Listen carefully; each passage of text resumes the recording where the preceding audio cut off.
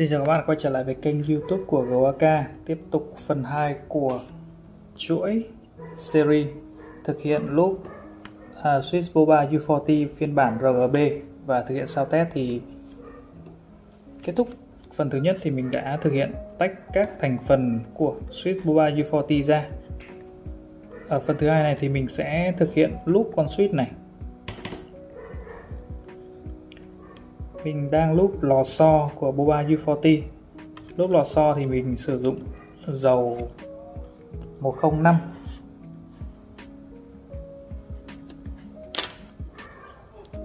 Gắn lò xo một đầu đã được loop vào, sau đấy thì sẽ thực hiện loop cái đầu lò xo còn lại.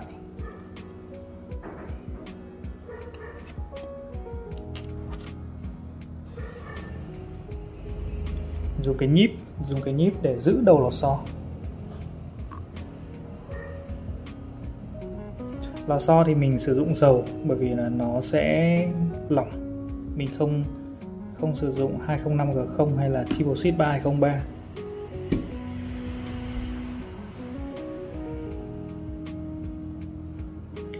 Mình loop lò xo bằng một cách thủ công, đấy chính là sử dụng dầu và dùng cọ để loop, thay vì một cách lười hơn đó chính là cho lò xo vào túi và lắc lên. Như thế thì nó sẽ hơi overloop cái lò xo này quá.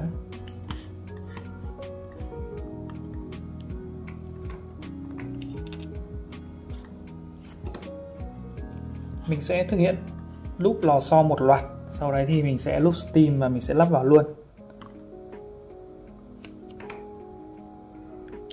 Lò xo thì mình sẽ loop thực hiện vòng bên ngoài, cho vào giữa, loop ở phía giữa lò xo,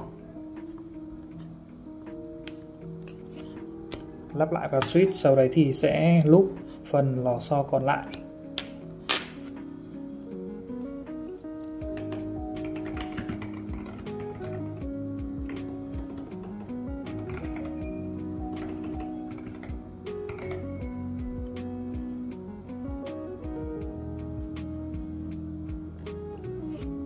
Ok, vậy là mình đã thực hiện loop xong toàn bộ lò xo rồi.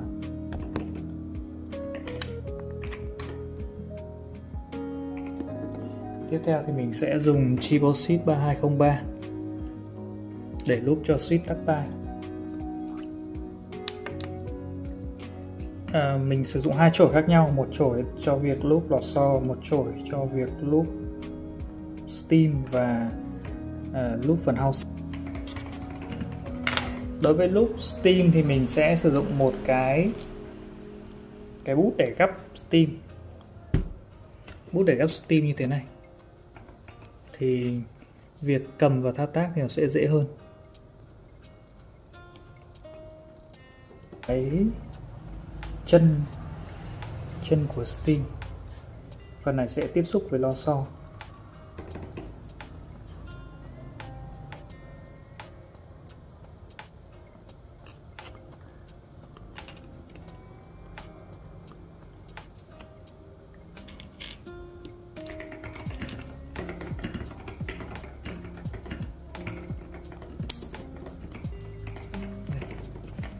Đây là con switch của chúng ta sau khi loop. Tiếng khá là trầm và êm. Đây là phiên bản U40 RGB xuyên LED. Ở trong phần tiếp theo thì mình sẽ thực hiện lắp cái switch này lên bàn phím và sẽ thực hiện sound test. Bây giờ mình sẽ thực hiện loop tất cả những chiếc switch còn lại.